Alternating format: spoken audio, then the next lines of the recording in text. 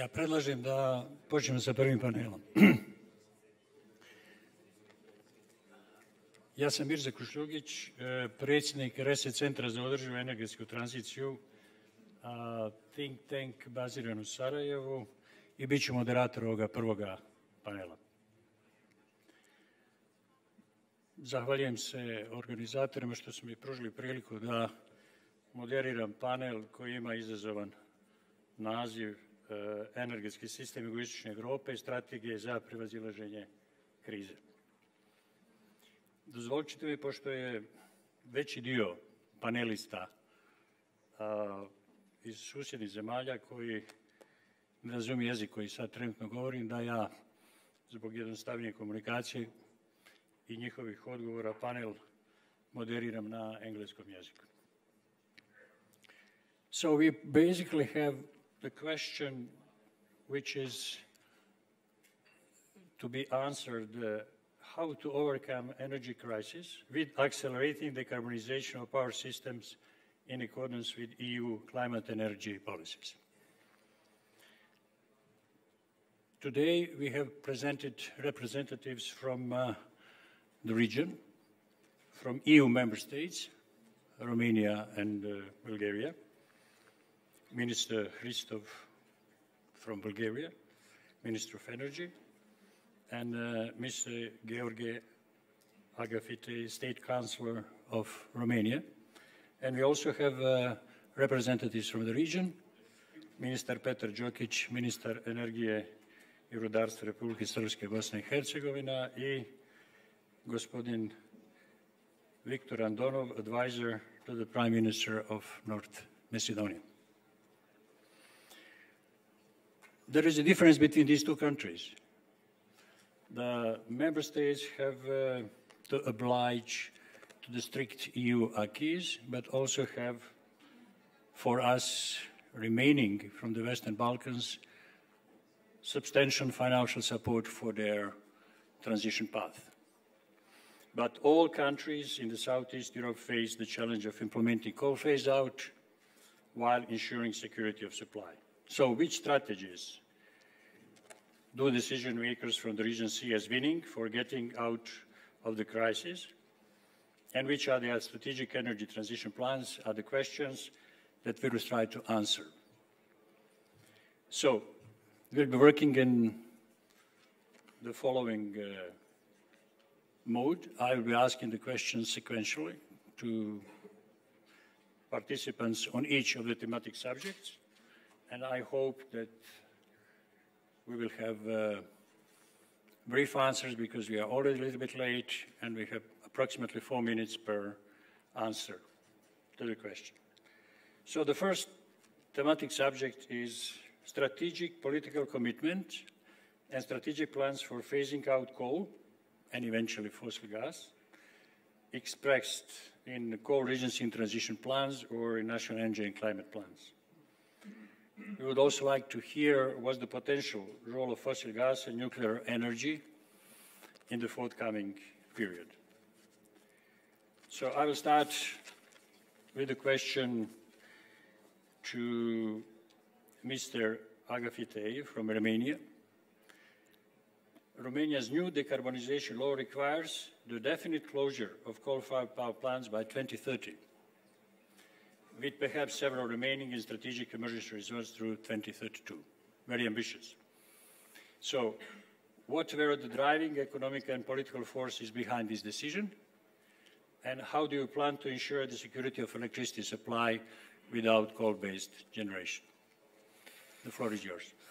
Hello, good afternoon. Thank you for having me here. It's really a pleasure to talk about energy in a region so close to my country. We are all in the Balkans here. Coming back to your question, if we look back a few years ago, we were still in the talks at EU level and at global level. Is the climate emergency really an emergency, and what should we do about it? But nowadays, I'm glad that we passed that, and we all agreed that the climate emergency is real and we have to adapt. So there was no question asked when the plans from the EU were set in for 55 and net zero for 2050, that Romania would adhere to those plans. We are fully committed to our European path. But also, following the aggression of Russia on Ukraine last year, we understood that we need security of supply and independence of supply. So there were like two main reasons that we managed to follow this agenda. First of all was our European commitment, and the second was our need to be fully secured energy-wise. Luckily, we have been blessed with a lot of natural resources in Romania. At the beginning of last year, we were 80% energy independent in gas and electricity. The phasing out of coal will be replaced with a lot of new energy supplies from nuclear, from gas, from green energy, solar power, wind power. And I will give you a few examples of the main projects that we are having ongoing right now and that we plan to implement in the following years. In regards to gas, just last year we started to extract the first molecule from the Black Sea, and we incremented our yearly production with 1 BCM. And we are very close to start the Neptune Deep project, which will basically double the input of gas to Romania. If now we are using around 11 BCM, just the Neptune Deep project will have around 10 BCM in supply per year. So that is a big part of the energy, and the gas will be covered more or less. We can do exports or even develop an industry gas-based. On the nuclear side, we have 3 huge projects that are going on, around 16 billion euros. We are talking about the implementing of the new units in Cernavoda, Unit 3 and 4, based also on CANDU technology. I don't know if you know, but Romania is the only country in Europe that has North American nuclear technology. So we have a 50-year history in nuclear, and we are planning to develop these 2 new reactors that will replace the capacities closed by the coal. But also we are planning to do the first SMR in Europe and maybe in the world. Let's see how things will evolve in the United States. These small modular reactors will help us develop not only energy, but will help us develop know-how center in Romania and the supply chain localized for all these new energy support. So there's a lot of things are going on, and we are fully committed to this green deal that we are on the path now. And I believe that all the projects all the coal capacity that will be closed will be replaced by green energy. And also we are very much looking at, through the Just Transition Fund, to reconverting the counties that had a fossil fuel-based economy to a green economy through reconversion plans. Yes, thank you. Thank you, Mr. Agafitei. So the next question goes to Minister Hristov from Bulgaria. So Bulgaria coal-fired power plants produce over 45% of the country's electricity. Bulgaria committed to close coal-fired thermal power plants by 2038. However, recently, according to the information from media, there is a political consensus to eventually backtrack from the EU's commitment and to renegotiate the energy sector greenhouse gas emission targets. If the information available is correct, what is the reason for this, I would call it a little bit anti-EU Green Deal rhetoric, or a real retract in strategic green energy policies? Thank you. Well, first of all, it is a little bit of a fake news.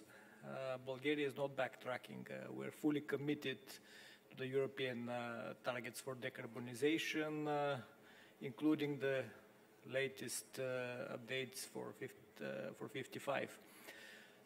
So the topic for renegotiation is related to the Recovery and Resilience Plan, where the previous government put even more challenging target there to be basically the advanced country in this coal phase out and decarbonization, which the energy crisis of last year demonstrated that it is not achievable.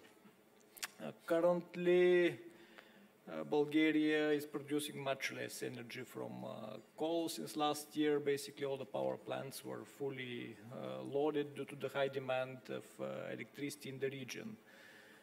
We produced a total of about 45 terawatt hours of energy last year, exporting about 1/3 of that. So now, since the markets are more or less calmed down, we're not utilizing as much the coal-fired power plant, so already the share in the total mix is dropping together with the emissions. What are we doing currently is, last year we presented a strategy looking forward 30 years, since in the energy sector that's not even a long period, considering that the life cycle of a nuclear project, for example, is about 100 years. So last December we presented our vision for the power generation sector, which includes meeting all the European targets for decarbonization, while providing energy security in a very efficient way, utilizing all the natural resources in the country. So we're focused on developing nuclear with plans to build up to 4 new nuclear reactors, considering that Bulgaria has been efficiently and safely operating nuclear reactors for more than 40 years. We have already the construction site licensed and approved, and we have the know-how to build and operate nuclear reactors. Another pillar is hydropower plants, where we have a lot of history and natural resources. And the third one is renewable energy, solar and wind. In order to facilitate rapid deployment of renewable energy sources, we have foreseen amendments in our legislative system, facilitating faster approval of these projects. And we are now coordinating with the European Commission the restructuring and the negotiations of the Recovery and Resilience Plan, considering the new chapter REPowerEU and the just transition plans. So basically we would like to have a coherent package, logically connected, so that we can facilitate the coal transition process in a very socially just and economically feasible manner. Since the transition should be beneficial for everybody, not only for the industry and for Europe, but also for the people that live in the coal regions. And we believe that we can achieve that. So just to give an example, for example, we are proposing to double our targets for deployment of renewable energy resources by 2026, from 3.5 gigawatts to 6.5 or 7. This is combined with the projects in the REPowerEU chapter that are related to expansion of the grid system, which will allow us to connect all these renewable energy sources, but also to connect consumers, since our vision for the power generation sector is based on the total decarbonization of the economy, which means electrification. So basically electrification of transport, electrification of industry, replacement of natural gas with hydrogen, which again requires electricity for the production. So we foresee more than doubling the demand of electricity for the next 30 years, which means more than doubling the capacity for production. So based on that, we're seeing the coal phase out in a very smooth and rapid way, being replaced by zero emission and renewable energy sources, this way providing both the energy security, not only to the country, but to the region, because we believe that energy security is only possible minimum at a regional level. I don't believe that one country can be energy independent while the whole region is in turbulence. That's why Bulgaria has focused on providing energy security for the entire region. And our strategy is synchronized with the strategies of our neighboring countries, so that we do not compete, but actually complement our development and our transition plans. Thank you. If I can conclude, two countries from Southeast Europe, members of the European Union, have the Repower EU as a guiding plan, and they will adhere to the obligations or commitments. And I will now turn to two representatives from the region. I will first ask Mr. Andonov from North Macedonia. You are the first country in the Western Balkans to announce the coal phase-out date. It was originally planned for 2027, but recently it was pushed back to 2030. So my question is, how do you plan to ensure the security of supply without coal-fired thermal power plant? And what will be the role of fossil gas, both for generation and heating in North Macedonia?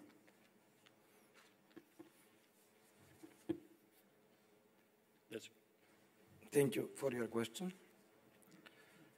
As you mentioned, our plan for coal phase-out was 2027 originally. This was based on our strategic documents. I would like to remind everybody that we prepared our strategy for energy development in the years 2018 and 2019, and they were fully based on the EU Green Deal, so we followed the EU legislation. And we prepared in the strategy 3 scenarios, and these results for 2027 and 2030 were part of the green scenario, where the major factors for this was the increased number of investments in the renewables, especially photovoltaic plants and wind plants. But security of supply of the country was the basic and the main driver of this strategy, and this can be ensured with our big hydropower plants, because we have more than 600 megawatts big hydropower plants. One of the major projects in our pipeline is the construction of one of the biggest dams in the region. This is pump storage plant Chebren. It will be a reversible plant, and this will enable our balancing opportunities, and will increase the possibilities for higher integration of renewables in the region, not just in North Macedonia. As you mentioned, the gas is part of our green scenario. Around 450 new installed capacity of natural gas plants. Let's say in Bitola, in Skopje, and in Negotino, we have concrete projects for this plant to be in the process of realization. And for our country, having in consideration that the gas will be some transitional fuel from coal to renewable scenarios, it is very important to make diversification of the supply, because in the moment and in the past we have only one connection through Bulgaria, but 100% booked by Gazprom. So there is no, I would say, security of supply here. And that's why we had, in the last years, concrete steps and actions towards diversification of the supply. This year, I believe that we will start with construction of the interconnection pipeline with Greece. We will connect there with the Trans-Adriatic pipeline. With the commencing of operation of the interconnection line with Greece and Bulgaria, we have another opportunity to have gas from Azerbaijan. And with support from EU and with good cooperation with our neighbors Bulgaria, we signed new interconnection agreement between the two TSO systems, and now we increase the present capacity of this pipeline. And now, during this winter, we had concrete results, and we received for the first time bids for natural gas quantities from other sources than Gazprom. We will be part of this joint project with Greece companies and Bulgarian in the LNG terminal in Alexandroupolis.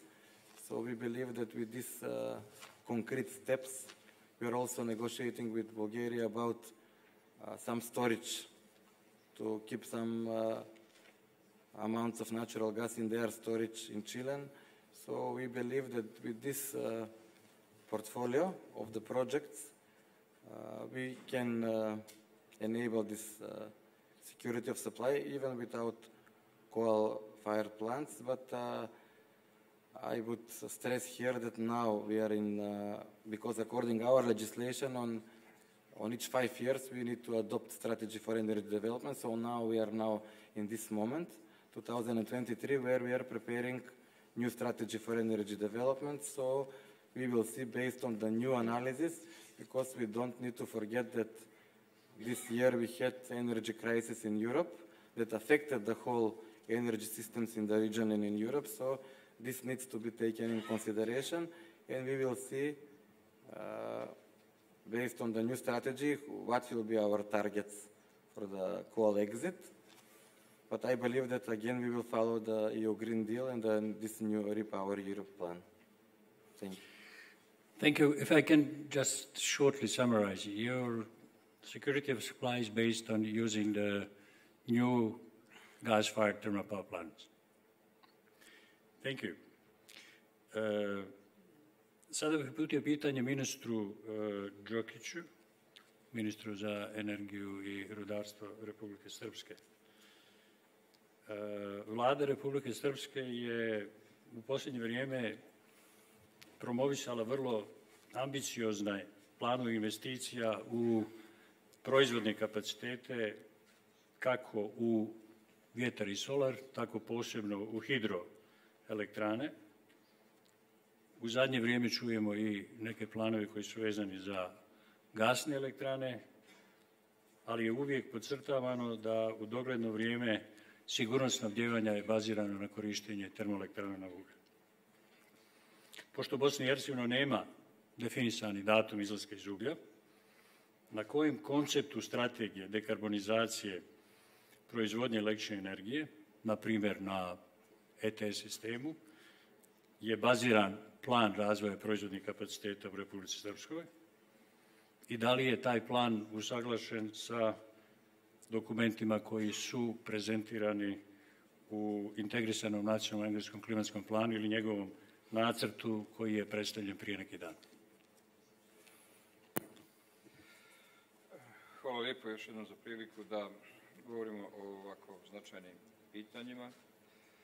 Republika Srpska, kao što ste sami kazali, ima vrlo ambiciozne planove u daljem razvoju sektora energetike.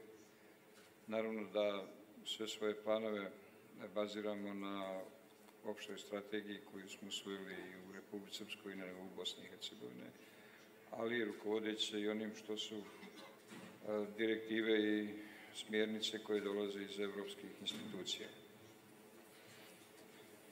Mi smo potpuno svjesni potrebe dekarbonizacije i u njoj se kao procesu već nalazimo i to traje dugi niz godina.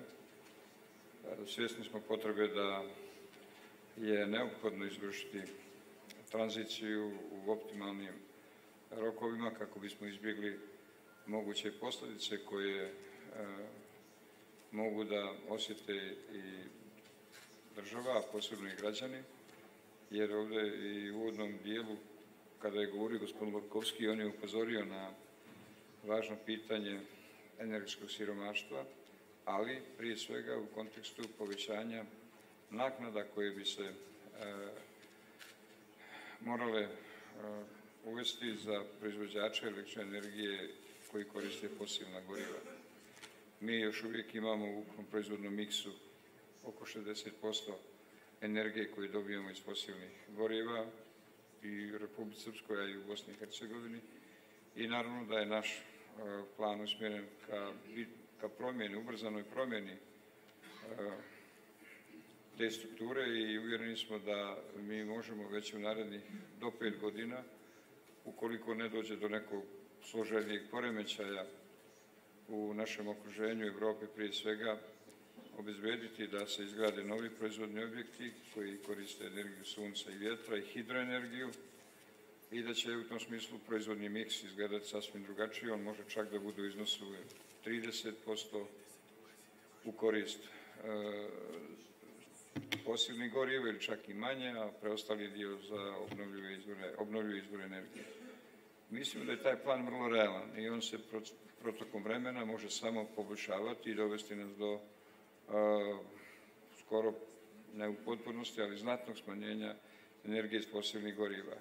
Naravno da je za naše područje potrebno imati u vidu da smo mi država, kad kažem država mislim i na Republiku Srpsku i na Bosnu i Hercegovinu u celini, koja je u periodu svojih unutrašnjih problema 90. godina, dug vremenski period bila spriječena da se bavi krupnim energetskim politikama, da kažem krupnim politikama koje bi osiguravale ubrzani razvoj, zato što smo bili fokusirani na pitanje stabilizacije prilika, normalizacije života, pa tek onda da se okrenemo pitanjima razvoja. I mi smo kao država ušli u fazu razvoja možda u zadnjih do 10 godina i sada smo intenzivno u fazi razvoja i najveći sektor gdje se ostvaruju najveći rezultati u razvoju jeste upravo energetika.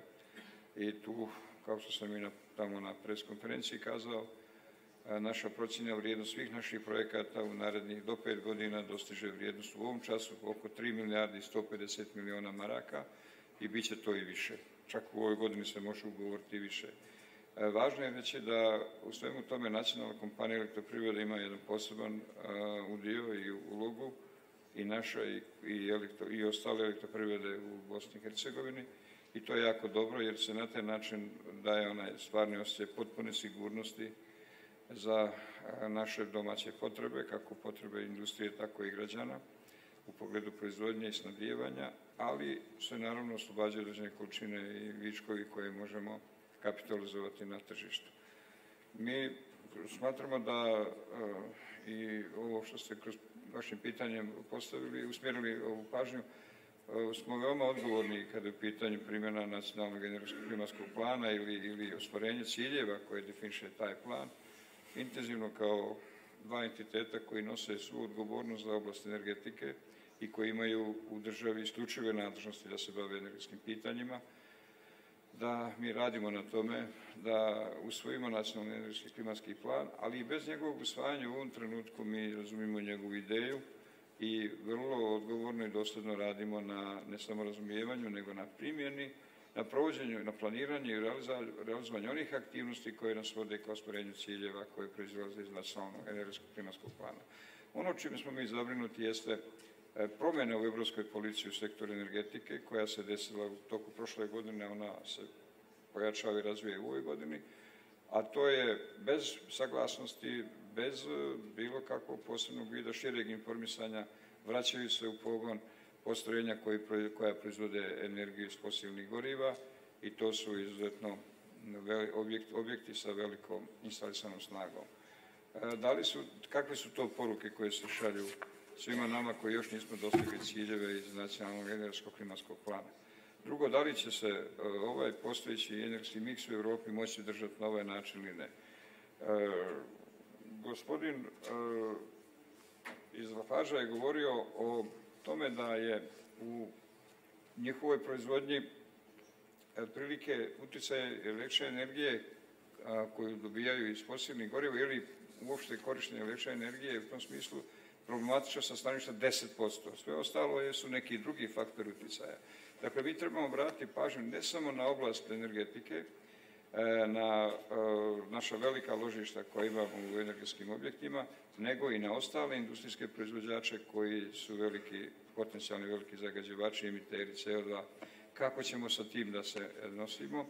Imajući u vidu da je naša industrija još uvijek, rekao sam već, izašla iz faze konsolidacije i krenula putem razvoja, da bi velika opterećenja koja nameće primjena i ostvarenje ciljeva energetskog klimatskog plana, kao što je trgovina ETS-om i carbon border model koji nam stvara u budućnosti veliku obavezu, da li ćemo u tom smislu moći održati naše energetske objekte ukoliko se te vrijednosti budu primjenjivale na Bosnu i Hercegovinu u okviru onoga što je čak gospodin Lorkovski najavio, ja mislim da je to pogrešan pristup, da će time biti dovedeno, da će naša država biti dovedena u vrlo nepovoljno stanje, da će to jako pogoditi građane naše države, da ćemo sigurno se suočiti sa energetskim siromaštvom kojeg moramo izbjeći i kojeg ne smijemo dopustiti, jer u 21. vijeku, 20. godine, 23 godine novog vijeka su bile godine velikih nada i očekivanja da ćemo biti na daleko višem nivou ukupne društvene razvijenosti i da nećemo imati onu vrstu problema koje obilježe prošlog vijeka. Zato mislim da nam treba mnogo dijaloga o ovim pitanjima i širokog razumijevanja za mjere koje će preduzimati pojedine države, posebno Bosna i Hercegovina, koja ima ambiciozan plan da bude dio Evropske unije i pored svojih unutrašnjih problema, tamo postoji visok nivo svijesti kod građana koji žele da budu integrisani u Evropu. Političke strukture to također žele, ali imaju određene svoje političke teškoće koje će oni savladavati, ja sam u to uvjeren da možemo, ali nam treba razumijevanje zato što smo mi zemlja koja je zbog naših unutrašnjih prilika iz 90. godina ostala negdje daleko iza drugih evropskih država, pa i država našeg regiona. I treba, ja smatram da prema Bosni i Hercegovini treba imati drugi odnos, da bismo i našu zemlju motivisali da može da participira adekvatno svim evropskim i širim evropskim politikom. U svakom slučaju reći ću kasnije ako budeš prostora o nekim našim energetskim planovima u pogledu novih investicija i da izrazim optimizam koliko smo do sada rezultata ostvarili i koliko će ih biti još u budućnosti. Hvala ministre. We have here the clock who is indicating that we have 1 hour more for discussions. However, I also received a message from the organizers if it's possible to shorten for 10 minutes because the whole conference has been delayed. So prior to asking Mr. Dixon, I'll just try to refigure a panel in a way that I will combine some of the questions which are related to the renewable energy to keep also with the request of the organizers. So the real Schlagwort I got from the Minister Djokic about return of Europe to fossil fuel. However, from information that we have from the public reports, the renewables, wind and solar are really increasing the share in European Union or in European generation mix. So my questions to Mr. Dixon are 2. The first one, what is your estimation the wind will be developing next 3 to 5 years in Europe, taking into account there were some problems, slow down in the recent years? And the second one, which is some sort of the introduction to one of the follow-up panels regarding integration of variable production from wind in Europe, which technologies you see will play the key role in integrating that increased production, even though you indicated that is not enough increased, that it should be speeded up. So 2 questions from the previous and follow-up of the discussion from the region. Thank you very much indeed, Mirza. Good morning, ladies and gentlemen ministers. It's great to be here. So wind energy is 17% of all of the electricity we consume in Europe today, and the EU wants that to be 43% by 2030. That means building over 30 gigawatts of new wind farms in the EU alone every year. At the moment, we're building only 15. Not enough, as you say, Mirza. But there are 4 key things happening which will enable us to increase the rate of expansion of wind and solar. The first is the new approach to permitting. Minister Christoph, you talked about the recent reforms you've introduced in Bulgaria. There's a whole new thinking on permitting in Europe now. The expansion of renewables is now a matter of overriding public interest. That principle is now enshrined in law. We have to take a population-based approach to species protection, not trying to protect every single bird, fish, or animal, and we have very tight deadlines on taking decisions on permits. And all that is now in EU law and is being reflected at national level as well. In the first quarter of this year, Germany permitted 2 gigawatts of new onshore wind farms in just 1 quarter. That is 3 times the pace at which they were permitting onshore wind 3 years ago. So things are changing on permitting. That's very positive. Secondly, there's a whole new approach to grid expansion. There's a wide recognition that transmission networks, distribution networks are not growing fast enough. We need to double the rate of investment in them. And there's a new mindset which says we have to build out renewables. That is central to energy security and climate security. And it's up to the TSOs to build out the grid and the DSOs. And the burden of proof is with them to show why they cannot give a grid connection permit. It's not with the renewables developers. Of course, we are balancing responsible. We provide voltage control, frequency control, and all the other ancillary services. In fact, more efficiently than thermal plants can. We need to be given full and equal access to all of those ancillary service markets. But it's up to the TSOs to build out the grid. And if they can't offer a grid connection, they need very good reasons to justify their saying no to connecting renewables. The third thing is a new approach to renewables supply chains. Europe is absolutely clear now it does not want to swap its dependency on Russian gas for a dependency on Chinese renewable energy technology. The EU is crystal clear. All of these new wind farms that we have to build in Europe should be built with turbines made in Europe. The EU does not want us to be building Chinese wind turbines here in Europe. And to that end, they have new Green Deal industrial policy, new financial support for wind and solar supply chains. This makes perfect political, societal, and economic sense, because then our economies can benefit from having the supply chains here. People can be working in these industries, and we strengthen our energy security by being in control of the technology and equipment. And of course, we need to reduce our dependencies on Chinese components, materials, rare earths, glass fiber, and so on.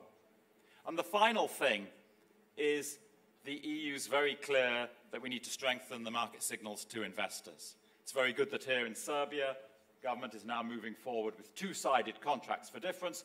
That, according to the European Union, is the best way to give clear signals to investors, long-term perspective of revenue stability.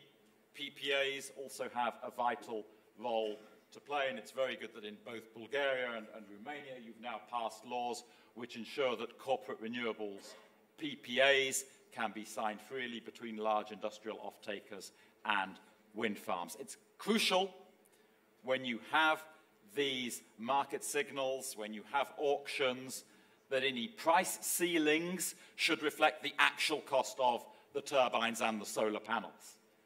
And there should be full indexation for any recent inflation in commodity costs. Thank you. Well, I will scratch the plan for the panel, because so many interesting interventions in the first round of the answers, especially the last one regarding the European Union plans. Maybe you should think or reflect. I'm talking to the people from the Western Balkans. Maybe we need Repower Western Balkans plan, because, or we may not need Western Balkan specific plans. We may need to find out a way how to join Repower EU. So with all geopolitical forces in the region, it's obviously that whatever we mentioned about the gas and the nuclear, it's obviously European orientations is wind and solar. My next questions will be combined with what we were discussing in the preparation of the panel. It will be connected to the renewable scale-up, with a focus also on distributed prosumers and energy communities. So If I may start with, again, Mr. Agafitei, what are your plans for wind and solar? But what I have found very interesting is that Romania in 2022 increased the number of prosumers to 40,000. We heard the figure for Serbia a few minutes ago, and it is expected to reach a 6-digit figure this year. So for me, impressive. I've been following what has been going on in Romania regarding prosumers. Which support policies enable such a successful development of decentralized energy generation, and also if you could reflect on development of especially wind power in Romania. But we still have 40 minutes for 2 rounds. So please keep in mind that 4 minutes per I will try to be brief. You mentioned 40,000 prosumers in Romania. This year we are expecting to have 87,000 more with the new program. There's a governmental program called the Greenhouse, Casa Verde in Romanian for the Romanian speakers here, which basically has an allowance of 4,000 euros per prosumer to install solar panels in their house. We faced a few challenges, some of them regulatory, other challenges that are starting to grow more and more out regarding the capacity of the grid. At the first phase of implementing this project, there was sometime a bottleneck, and now we changed the philosophy, and we are going to say, look, we are not going to start the program in the whole country at once. We are going to regionalize it. We are going to prioritize the areas where we have more sun, and they will be the first to access the program, and where the funds for that region, which will be percentage-wise bigger than the regions where we don't have enough sun, when that program will be finished, we'll move to the next region and so on, in order to avoid bottlenecks in the bureaucracy. Regarding the capacity for the grid, this is an issue that is getting bigger and bigger, and it is an issue that will be for the whole of Europe if you want to implement all these very optimistic plans for green energy. And we have plans for increasing the capacity of the grid for around interconnectivity for around 5 gigawatts, and we have 400 million for the national TSO for investments in the following years. Regarding the challenges that we face for the other projects, I would say also that we are facing regulatory bottlenecks for the nuclear sector, but we are trying to be proactive in this sense. All the new gas projects, I'm jumping from one to another, all the new gas projects that we have will be hydrogen ready, and we are increasing the capacity a lot on gas. I would like to thank our Bulgarian friends for implementing this year the IGB, the interconnector from Greece to Bulgaria, which will allow the free flow of gas towards Romania from Azerbaijan and other sources. So there are a lot of things that are going on bureaucracy-wise and legislation-wise, but we are trying to be flexible. We try to change our mentality, and I will give you an example, a very concrete example in regards to Moldova. Last winter they were out of energy because of the bombing in Ukraine, and in 6 hours we changed the legislation in order to be able to export energy to Republic of Moldavia. It was a governmental huge effort, but we managed to do that, and this is the philosophy that guides us right now at the government level. So we are trying to move as fast as we can and be as supple as we can. Thank you. Thank you very much. So the conclusion is basically co-financing is important for the development prosumers. My just short question, is there any European money in that, or it's all European budget money? There are money from the EU also, yes. Thank you. So, Mr. Andonov, you have organized several auctions. You also have ambitious plans for prosumers. So your short comments or your plans for the short future, next 3 to 5 years, regarding development and renewable and decentralized generation. As you said, we organized several auctions, transparent, in 2019, and we signed agreements for premium tariffs with companies for 130 megawatts in solar plants. And in the moment, I believe that according to information from the Energy Regulatory Commission, more than 100 are already on place. They're working on the grid, on the distribution grid. And this was the very clear signal to the investors that the government will follow this plan for decarbonization of the economy and support of the investments in renewable energy.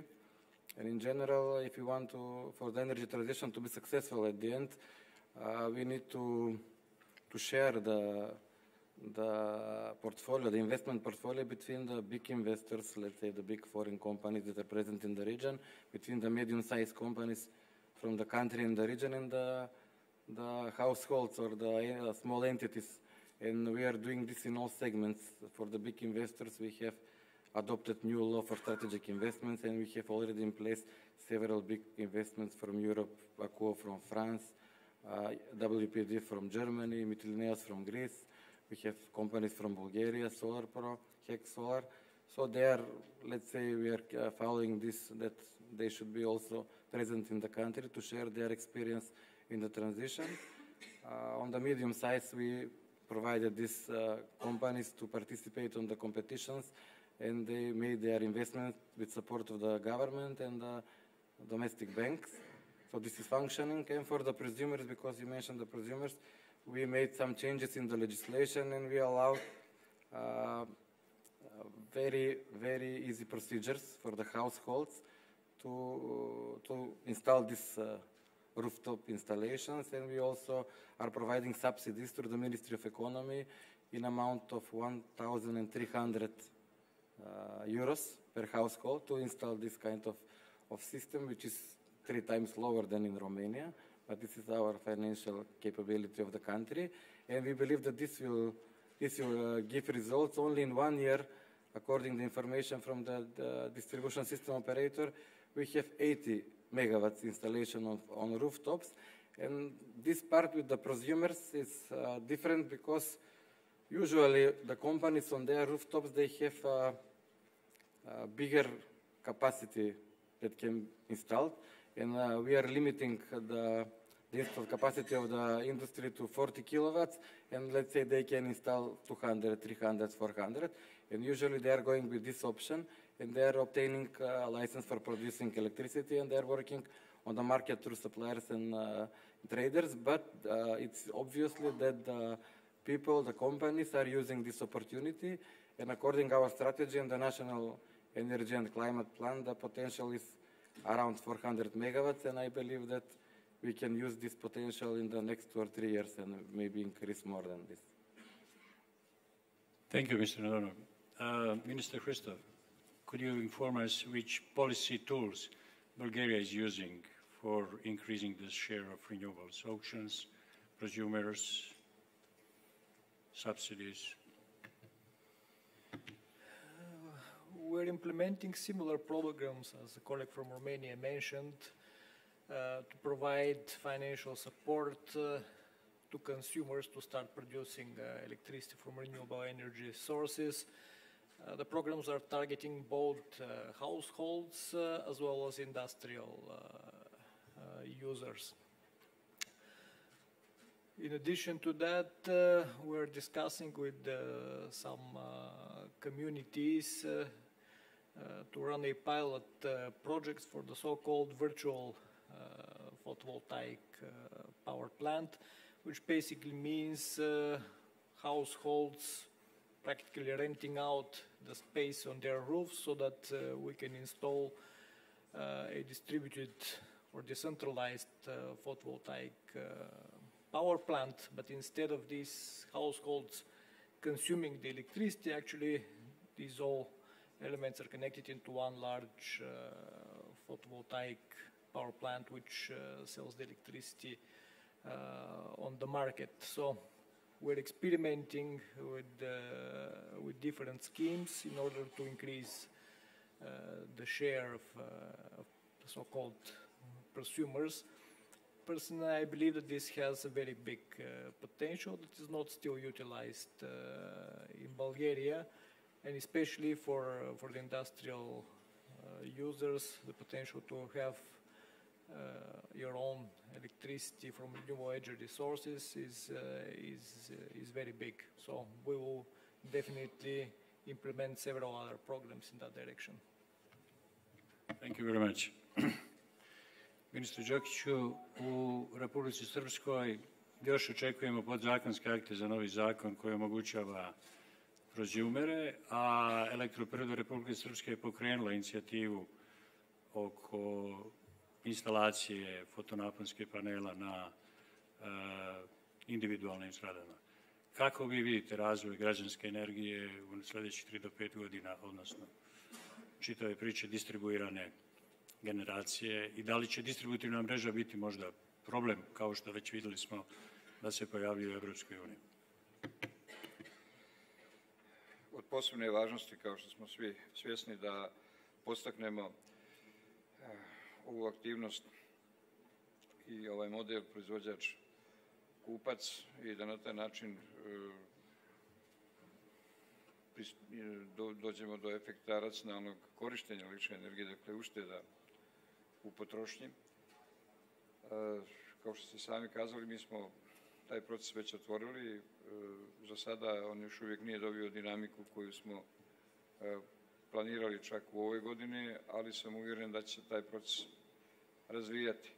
Možda je jedna mala smetnja u formalnom razumijevanju, u suštinskom razumijevanju tog procesa bilo da je ideja da je javni poziv upućen u vrijeme kada je počela izborna kampanja u Bosni i Hercegovini, pa je neko pomislio da je to povezano sa političkim programima, što nema nikakve veze. To je u stvari jedan suštinski nacionalni projekat i uvjeren sam da će on dobiti na dinamici u narednom vremenu.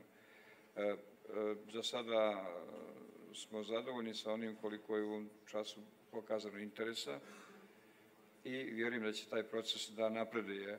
Naravno da uvijek na našim tamo prostorima potrebno su prva iskustva, a ona kada protokom određenog vremena se potvrde kao pozitivno, tada će taj proces krenuti daleko snažnijom dinamikom.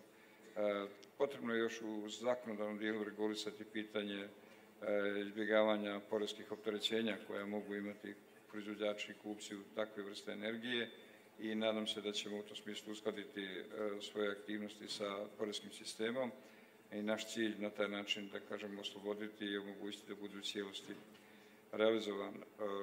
Ono što jeste problem, to će biti distributivna mreža u pojedinim područjima i na rekonstrukciji distributivne mreže moramo nastaviti intenzivno raditi. Mi već to radimo, ali moramo raditi više. A mene posebno brine prenosna mreža u budućnosti, zato što u regionu imamo mogućnost da proizvodimo znatno više nove energije, u Bosni i Hercegovini posebno. Mi u Bosni i Hercegovini možda možemo imati još nekoliko godina, nećemo imati toliko utjecaj tog problema, zato što je potrošnja Bosne i Hercegovine na realno niskom nivou još uvijek i u tom smislu je moguće da proizvedena energija bude prihvaćena u postojeći sistem prenosne mreže, ali će se već sada i kako se budu završavali ovi objekti o kojima mi govorimo, pojaviti problem prenosa u regionu. Dakle, mi svoje viškove energije usmjeravamo ka evropskom regionu u više pravaca i razvoj interkonekcija je svakako posebno važan strateški projekat, ali istovremeno poboljšanje prenosa u regionu, u državama koje su nama susjedi i mi već sada imamo određene najave teškoća koje će se pojaviti zato što će obim investicija, odnosno obim proizvedene energije iz vjetra i sunca u narednih godinu do 2 dana znatno porasti u odnosu na postojeće vrijednosti i to može biti problem u prenosnoj mreži van prostora Bosne i Hercegovine. Zato je jako važno, što smo sada čuli, da se mora raditi na intenzivnom investiranju u razvoj prenosne mreže, da bi onda omogućili da ostvarimo pune efekte od proizvodnje energije iz obnovljivih izvora. Ako se tu ne bude desio razvoj, onda praktično sve ove investicije neće dati rezultate, efekte koje mi imamo, imat ćemo divne brodove bez mora. Tako da u tom smislu moramo ozbiljno raditi svi skupa u Bosni i Hercegovini posebno naša prenosna kompanija ima kapacitete, ali ne dovoljne da bi mogla da brzo nosi taj projekat kako na prostoru Bosne i Hercegovine. Jako je važno govoriti o regionalnom pitanju, kako pojačati prenosne kapacitete u regionu i da učinimo dostupnim tu energiju tržištima koje su dalje od prostora Bosne i Hercegovine. Hvala, ministre.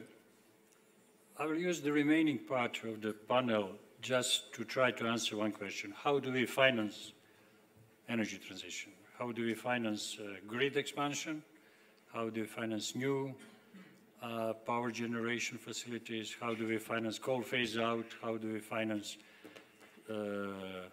energy poverty measures?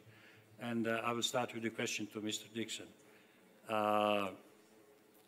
What's the experience of Europe, how it is financed? And how much in that portfolio of financial support is part of the European Union funds package? How it is important? Because countries in the Western Balkans are not able to count on that. And one part for the remaining part of the panel to you. If you were the investor in the Western Balkans, in the situation as it is, or as you know it, and there are no auctions, there are no guarantees for balancing, what would be your commercial calculation to invest in wind? Thank you very much, Mirza. First point to remember is, yes, we've got to raise a lot of finance, but economically, financing this transition is cheaper than trying to continue with the status quo. And the war has reminded us of that. There's lots of EU funding and finance available. You've talked about the investments in Transelectrica, the 400 million that you're putting in Romania. I think that's drawing on your recovery and resilience funds. There is still a lot of unspent recovery and resilience money, at least 200 billion euros. There are still very generous structural and cohesion funds, and EU funding also for candidate and partnership countries.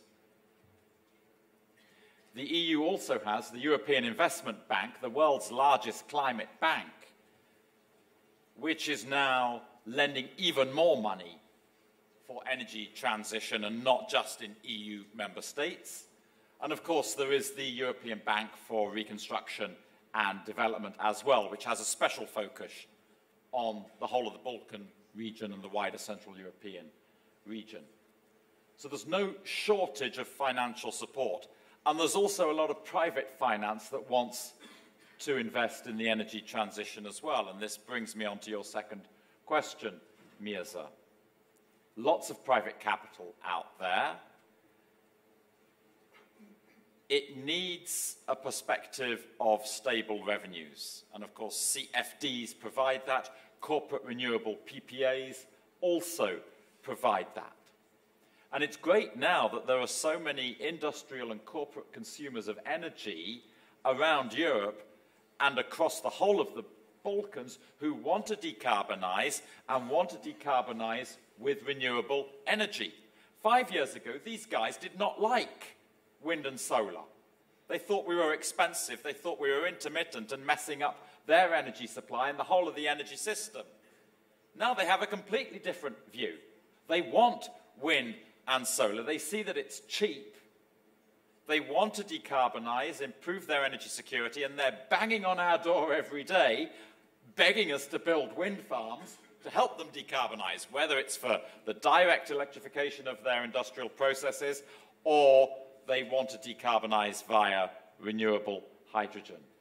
So I think we would encourage countries in the Western Balkans to look carefully at the corporate renewable PPA model, to look at the regulatory changes that you've introduced both in Bulgaria and Romania to stimulate this, to look at what is happening in the rest of Europe on PPAs as well. Thank you, Mr. Dixon. Mr. Andono, you have big challenges in coal phase out, restructuring of Bitola region. You also have big challenges for scale-up of renewables regarding investments. The funds available to the Western Balkans are limited. You indicated that in the prosumers example. Probably the part that was missing is the part that in Romania comes from EU funds. And another question that I would like to ask representatives from the Western Balkans. Do you really foresee that your electric power company will be the leader of this process? Macedonian Electric Power Company, is it going to be the leader of this process?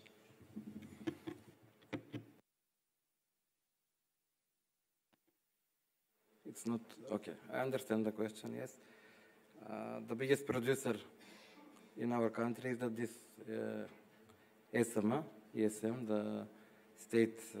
the state company, and it should be the biggest player and the biggest driver of the energy transition of the country, because we cannot done the, let's say, finalize the energy transition or the just transition process in the country without support of the state, and it's a state company.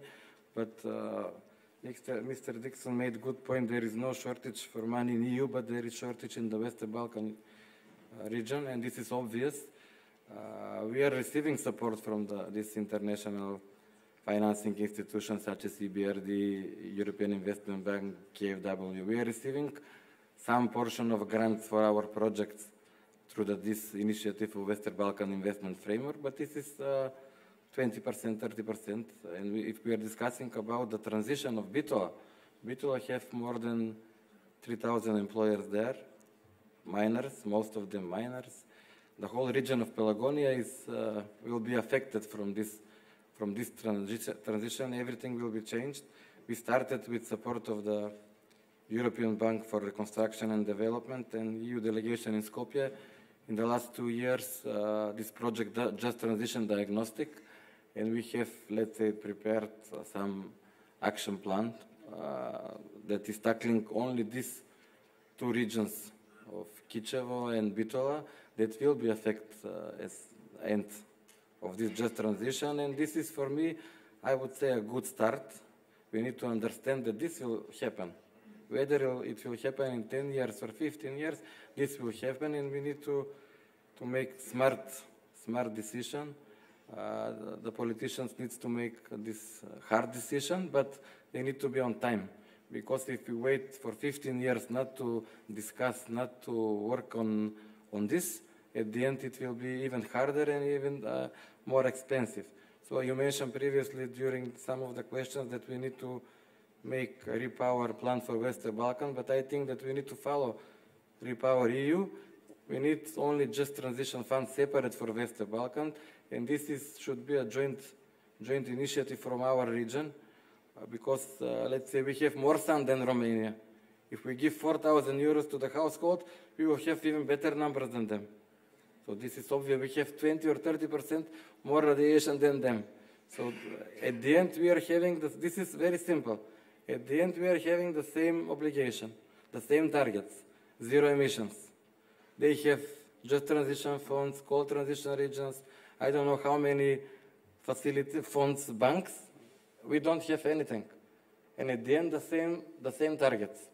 So this is obviously that something needs to be changed in the region, and it's better for us to start with this initiative, let's say through the Energy Community Secretariat. So I believe that if we are finalizing this with EU, we can have more success in the region.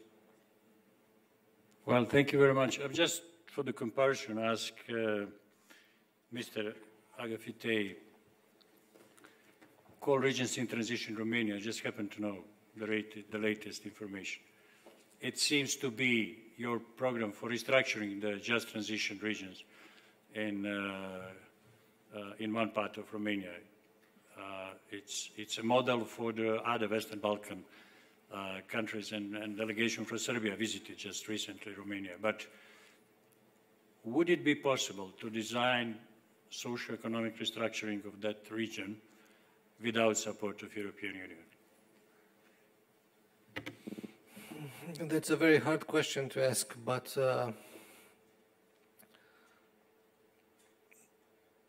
I think I would come back a little bit to your previous question, there's a lot of private money that looks into investing into green energies.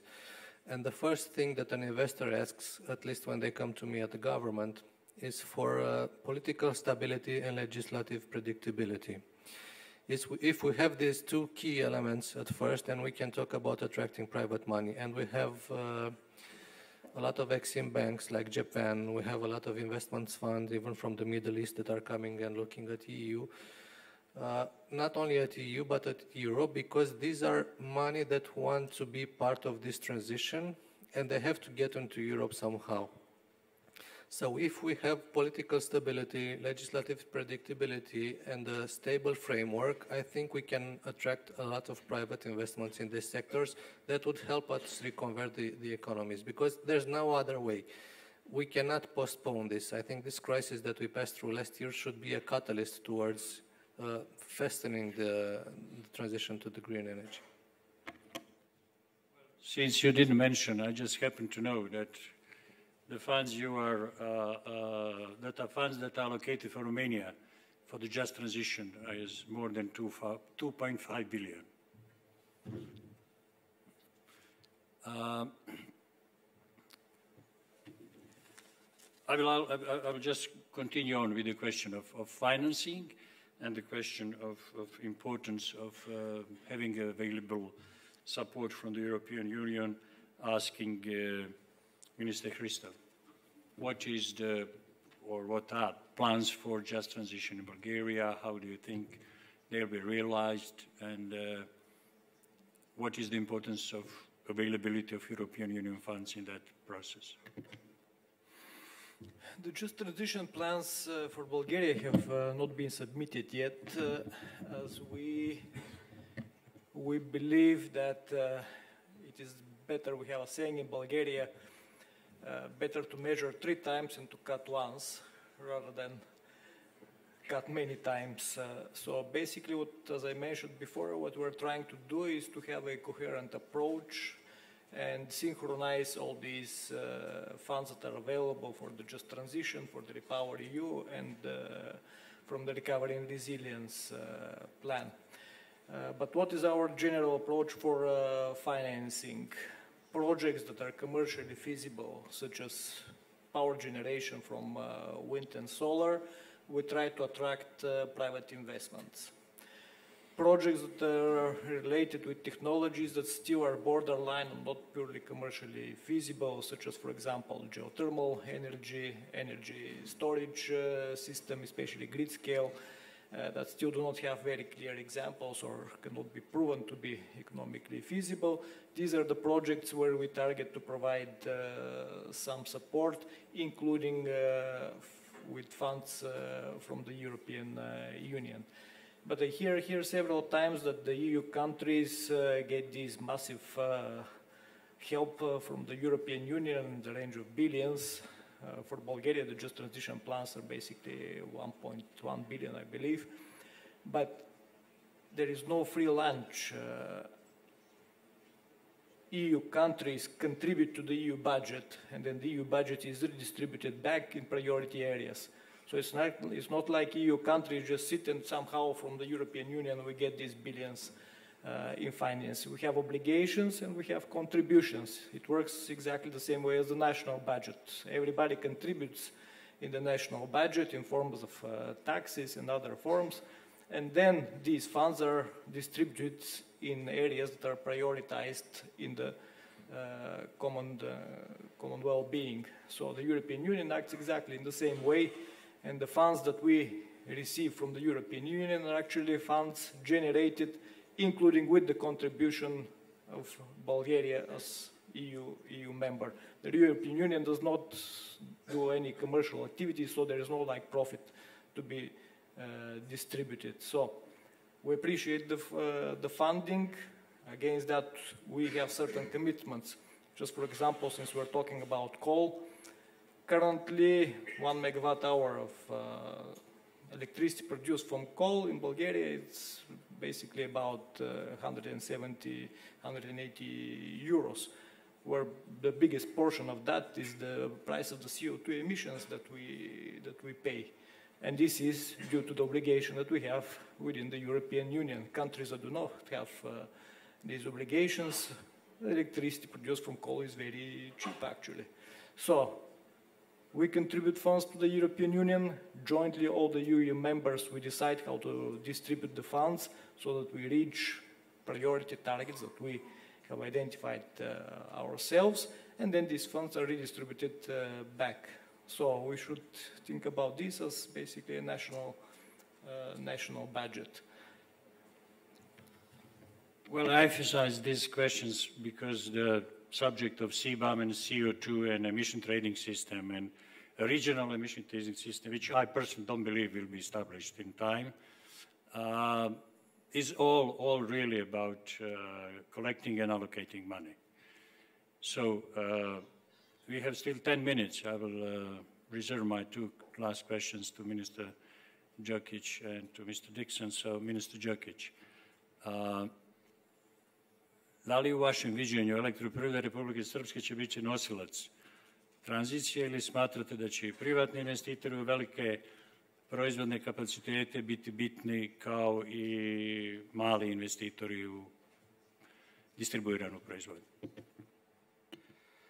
Mi sada već u ovoj strukturi novih investicija imamo elektroprivredu kao važnog nosioca i svakako da ona treba i u budućnosti da ostane u takvoj poziciji snažnog nosioca razvoja novih proizvodnih kapaciteta zasnovanih na obnovljivim izvorima energije. Naravno da je realizacija takve ideje usko povezana sa finansiranjem i mislim da o finansiranju za Bosnu i Hercegovinu treba govoriti također kao jednom specifičnom pristupu, zato što još u nekim političkim krugovima u Bosni i Hercegovini to se da posle prenosi na finansijske institucije ovog nivoa kao što su EBRD, EIB i druge, postoji još uvijek nekakav znak sumnje prema stabilnosti u Bosni i Hercegovine i potrebi da li se nesmetano bez ograničenja ili sa posebnim obezbeđenjem rizika za plasman sredstava treba pristupati. Dakle, oni pristupaju sa pojačanim rizicima prema nama koji nisu prisutni u drugim evropskim državama, pa čak i državama Zapadnog Balkana. I to predstavlja ozbiljan problem u pogledu napretka u ovom procesu dekarbonizacije i ukupne energetske tranzicije.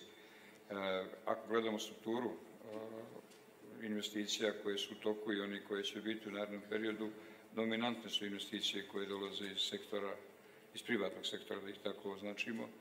Investitori su inostrane kompanije ili kompanije povezane sa domaćim partnerima i to smatramo najboljim mogućim odnosom u ovom trenutku i prema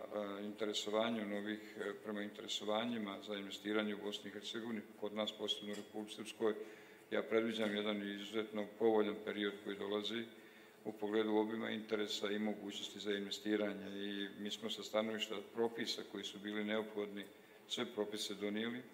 Republika Srpska usvojila kompletno evropsko zakonodavstvo u pogledu energetike, donoseći sve propise koji su bili potrebni, svi su oni ocijenjeni sa izuzetno visokim ocjenama u pogledu usklađenosti sa evropskim zakonodavstvom. Dakle, tu nemamo nijednu prepreku. Imamo apsolutno osiguranu političku stabilnost u kojoj institucije Republike Srpske mogu da preuzmu odgovornost za sebe, za sve projekte koji se na našem prostoru realizuju. Onaj dio gdje je neophodna garancija ili podrška koju daju institucije države, vlada prije svega, ali istovremeno opšti ambijent je takav da daje apsolutno sigurnost za investicije. Tako da ja predviđam jedan stabilan period u budućem periodu i mogućnost da u jednom miksu, dakle, privatnih investicija i investicija koje dolaze izvana naravno i investicija koje će imati elektroprivreda, vidimo tu sigurnost u budućnosti i dostizanje ovih ciljeva o kojima govorimo, koji su dio ove današnje panel diskusije. Ono na što treba obratiti pažnju jeste da bi po našem mišljenju bilo puno bolje da i evropske institucije ulože dodatni napor da se što je moguće prije stabilizuju energetski tokovi ovde, da se da doprinos okončanju ratnog sukoba na području Ukrajine i da ogromna sredstva koja Evropa danas usmjerava kroz razne vidove pomoći i podrške za trajanje toga rata preusmjere i politikom dođe do brzog okončanja toga sukoba, a onda taj dio sredstava koji odlaze tamo kao vidovi podrške Ukrajini stavio na raspolaganje i zemljama Zapadnog Balkana za ubrzan ekonomski rast, posebno za ovu energetsku tranziciju koja nam je svima od posebne važnosti. Hvala, ministre Žekiću. Mr. Dixon, we are very short of the remaining time, but I will ask you just to make a short comment on the discussion you have heard from the region, or maybe a message, not the conclusion, message to the stakeholders in the region regarding development of wind and solar and supporting technologies. Thank you, Mirza, and thank you, fellow panelists. I've been very encouraged by what you have all said. It's very clear the strong political commitment and political will to accelerate the energy transition, the recognition that the build-out of renewables are central to achieving energy security as well as climate security. I find it encouraging also the strong recognition you have of the importance of investing in your grid infrastructure, both at transmission and distribution level. Minister Djerdjevic said in her opening remarks that, well, in the UK you apply for a grid connection permit today, you may not get it until 2031 or 32. That is for offshore wind, but let me stress, the UK government does not like that at all. The fact that there are so many delays today, and they are, as a matter of urgency, changing their rules so that grid connection permits will be given much more quickly, and we're seeing that trend across the rest of Europe as well. And I think I would encourage you all to ensure, whether it's EMS here in Serbia or transmission distribution operators elsewhere, Transelectrica, and so on, that you keep up the pressure to invest in the build-out of grids as quickly as possible to integrate the variable renewables. Provided you're investing at the same time in demand response, both for household consumers and industrial consumers, and something in storage, then you can integrate an increased share of variable renewables and a rapidly increasing share of variable renewables in your electricity, in your wider energy system, without too much trouble. And the experience in the rest of Europe shows that that is the case. But the grid operators need to be pushed to invest. They should be investing also not just in new lines, but the optimization of existing lines. There's a lot of spare capacity in today's grid. A lot of times when we don't have enough electrons in the existing cables, the temperatures are quite low. But if you install things like dynamic line rating, modular power flow control, you can monitor what the temperature is in the lines, and when it's lower than it can be, well, you can put more electrons in, and software is enabling us to optimize existing grid infrastructure now. Thank you.